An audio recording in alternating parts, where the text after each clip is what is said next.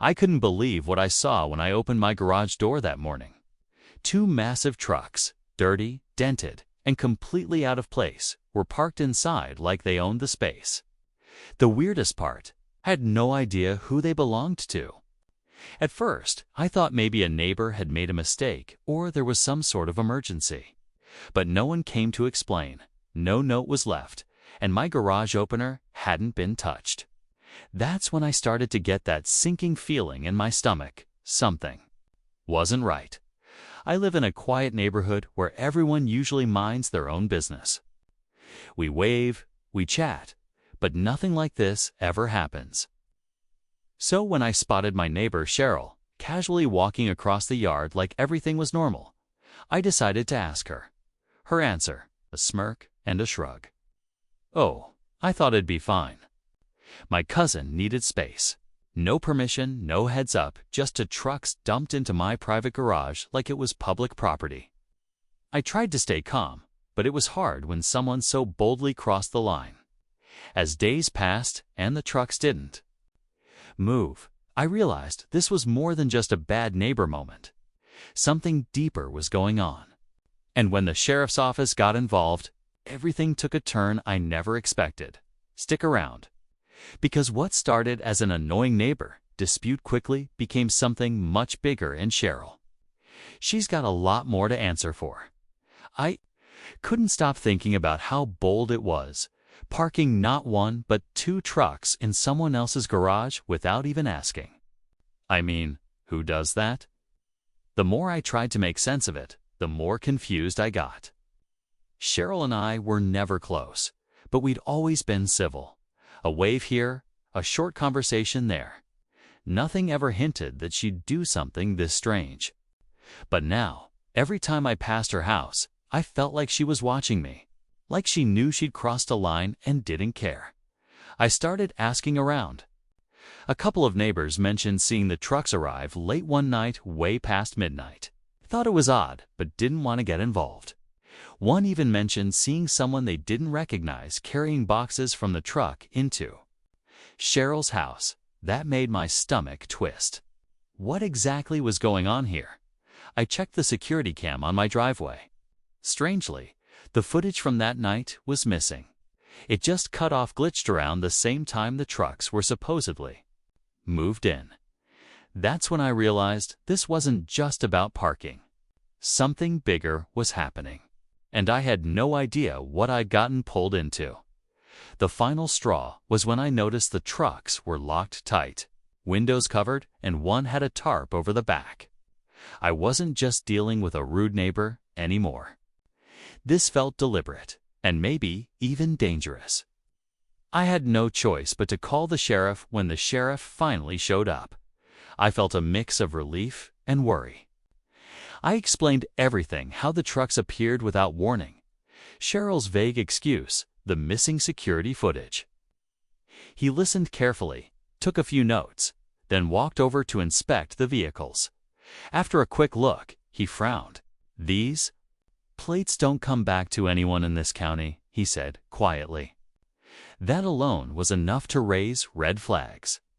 But what he said next made my heart race. One of these trucks might be connected to an open case.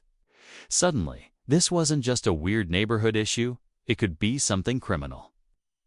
The sheriff didn't give me details, but he mentioned needing a warrant before he could go further. That left me sitting in a house just feet away from two suspicious trucks and a neighbor who now barely made eye contact. Meanwhile, another neighbor, Mr. Donnelly, pulled me aside later that evening. He said he'd seen Cheryl meeting a man in a black SUV several nights in a row, always after dark. They'd talk briefly, exchange something small, then leave in different directions. "Didn't seem right," he told me, shaking his head. At this point, I didn't know what to believe. Was Cheryl hiding something for someone? Was she even in control of this? Or was she being used? Every time I looked out the window and saw those trucks, I got this uneasy feeling like something was ticking just beneath the surface, waiting to explode. By the end of the week, the pressure had built to a point where I could barely sleep. Every creak in the house made me jump. Every time I stepped into the garage, I felt like I was trespassing in my own home. The sheriff hadn't returned yet with the warrant, but he told me to keep an eye out and to stay cautious. That didn't exactly help my nerves. I started noticing more strange behavior from Cheryl, too. She stopped going out during the day, kept her blinds shut, and one night I saw her pacing in her backyard, talking on the phone with what looked like panic in her voice. Then, something changed. A white van pulled up in front of my house just before midnight. It didn't stay long, maybe 5 minutes, but I watched from behind the curtains as 2 men stepped out, walked straight to the trucks, checked the locks, then drove off without saying a word. No knock on the door, no explanation, just in and out, like they were making sure something was still there. That's when I knew for sure, wasn't just imagining things. I grabbed my phone and texted the sheriff everything. Within minutes, he replied, "Don't confront anyone. Stay inside. We're moving on this soon." I didn't know what was in those trucks. I didn't know what Cheryl was mixed up in. But the way things were moving, it felt like something serious was about to break open, and I was stuck right in the middle of it. Just when I thought things couldn't get any weirder, they did. The very next morning, both trucks were gone. No sound, no warning, no tire marks. It was like they vanished into thin air. I stared at the empty garage in shock. After all the tension, the worry, and the constant watch, it was just ... empty. But that wasn't the twist. An envelope had been slipped under my back door. No name, no return address. Just my first name scribbled in messy handwriting across the front. Inside was a single photo. It showed one of the trucks, parked somewhere I didn't recognize next to a rundown building with boarded windows. On the back, written in red marker, were the words, "Stay quiet. Don't ask questions." My hands went cold. Whoever was behind this wasn't just bold, they were watching me closely. And they knew where I lived, when I was home, and how to send a message without being seen. I immediately called the sheriff. But before I could even explain the photo, he cut me off. We found one of the trucks 2 counties over. It had fake plates and was abandoned. We're bringing in someone for questioning, someone connected to Cheryl. That was the moment everything shifted. Cheryl wasn't just some reckless neighbor anymore. She was tied to something much bigger, something that had now become dangerous. I realized then, this wasn't about a garage or even stolen property. Whatever was going on, I was officially in over my head. The sheriff called me back that evening, his voice urgent but calm. "We've got her," he said. Cheryl had been brought in for questioning after her name came up in connection with a series of stolen vehicles being used to move unregistered goods, mostly stolen electronics and tools across county lines. Turns out, her cousin wasn't some guy just needing space.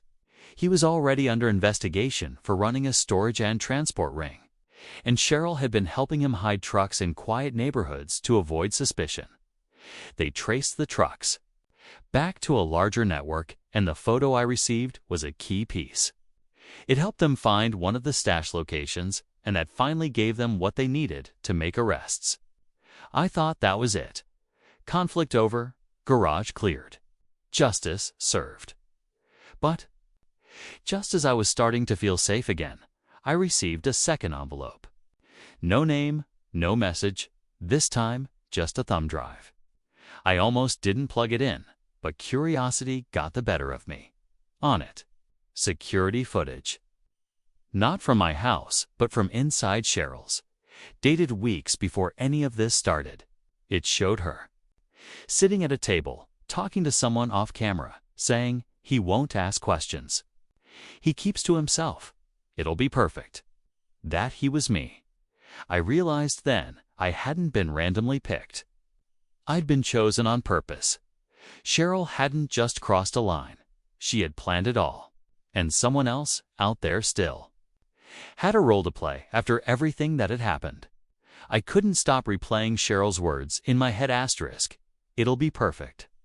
The realization that I'd been targeted not because of anything I did, but because I seemed like someone who would stay quiet, hit hard. It made me rethink everything: how much we assume about our neighbors, how much we take our privacy for granted. The sheriff assured me that the case was now part of a larger federal investigation, and that more arrests were likely coming. Cheryl was cooperating, but from what I heard, she was just a small piece of something much bigger. I changed the locks, upgraded my security system, and started talking to my neighbors more. It turns out I wasn't the only one who had been suspicious. Others had noticed strange vans, people coming and going late at night, but none of us had ever shared those concerns. If we had, maybe things would have been caught sooner. As for the thumb drive, I handed it over to the authorities. I didn't need to know more.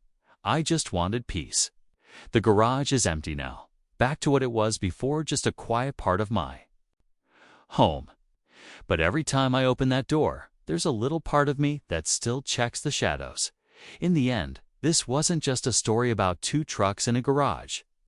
It was a wake-up call, a reminder that even the quietest neighborhoods can hide the loudest secrets, and sometimes staying alert is the only protection we have.